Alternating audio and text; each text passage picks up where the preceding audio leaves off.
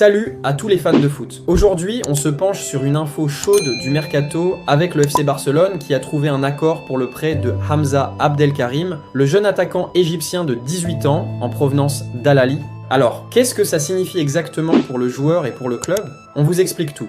Hamza Abdelkarim va rejoindre Barcelone B dans un premier temps. C'est une étape classique pour les jeunes talents étrangers. Le club veut lui permettre de s'adapter au style de jeu espagnol, de progresser dans un environnement compétitif et de se préparer progressivement à l'équipe première si tout se passe bien.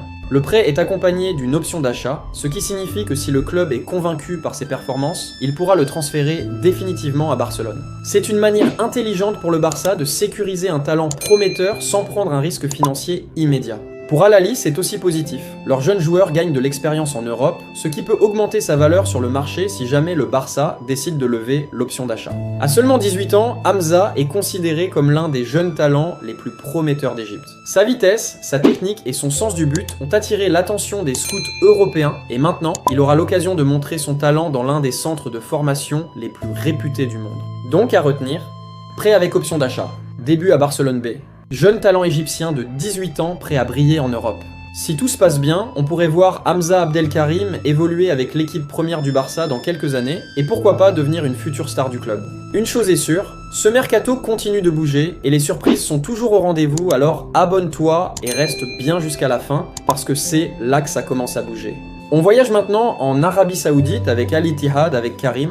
Karim Benzema a refusé de jouer pour Al Ittihad. Et ce n'est pas juste une petite décision, c'est un véritable coup de tonnerre dans le monde du football. Alors que le match devait avoir lieu, Benzema a annoncé sa décision quelques heures seulement avant le coup d'envoi. Pourquoi ce refus soudain? Tout simplement à cause de l'offre ridicule que le club lui a proposée pour renouveler son contrat. Pour mettre les choses en perspective, Karim Benzema, l'un des meilleurs attaquants au monde et Ballon d'Or, perçoit actuellement un salaire colossal de 108 millions de dollars par an. Et Al Ittihad a osé lui proposer un nouveau contrat avec un salaire beaucoup moins élevé. Benzema a jugé cette proposition comme une insulte à sa carrière. Humiliation et frustration sont les mots qui semblent décrire son état d'esprit après cette offre. La star française a donc pris une position ferme et claire. Il ne jouera plus pour Al Ittihad. Son refus est catégorique, et tout indique que Benzema pourrait devenir agent libre dès le mois de juin. Oui, vous avez bien entendu, un joueur de son calibre, libre sur le marché, est une opportunité énorme pour n'importe quel club. Cette décision va avoir des répercussions importantes sur le club saoudien, qui comptait énormément sur lui pour marquer les grands esprits et renforcer son image à l'international. Mais pour Benzema, il s'agit de respect de sa valeur et de sa carrière.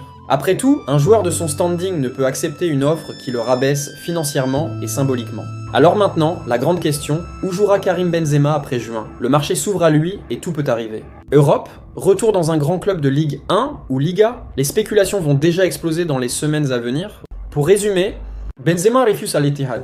Pour offre jugée humiliante par rapport à ses 108 millions de dollars par an actuels, devrait devenir agent libre en juin. Le marché du transfert s'ouvre pour l'une des plus grandes stars du football. C'est un dossier à suivre de très près, et croyez-moi, ça va faire trembler le mercato cet été.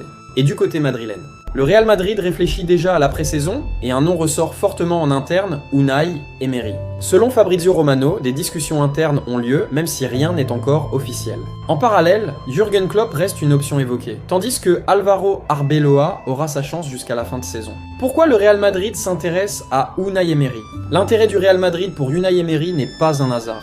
Depuis son arrivée à Aston Villa, l'entraîneur espagnol a totalement transformé l'équipe. Jeu structuré, pressing intelligent, résultats solides face aux gros clubs, le Real cherche aujourd'hui un entraîneur capable de stabiliser le projet sportif, surtout dans une période de transition avec un vestiaire jeune et beaucoup de pression médiatique. Emery connaît parfaitement la Liga, le très haut niveau européen et surtout la gestion des compétitions à élimination directe, un point clé pour le Real Madrid.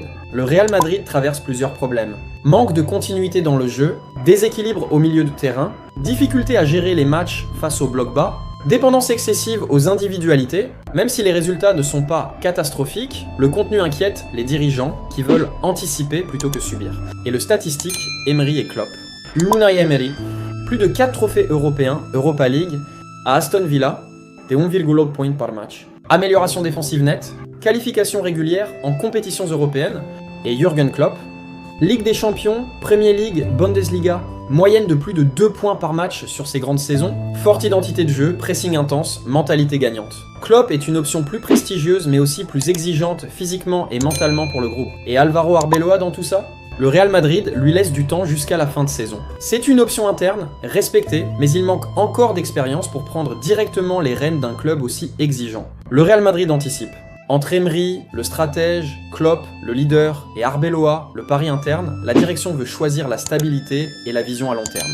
Le mercato des entraîneurs est lancé et le Real Madrid est déjà en mouvement. Que pensez-vous de cela? Dites-nous dans le commentaire. Et de l'autre côté, selon les dernières informations de Florian Plettenberg, l'Atlético Madrid souhaitait s'offrir Goretzka dès ce mercato hivernal, c'est-à-dire dans ce mois de janvier.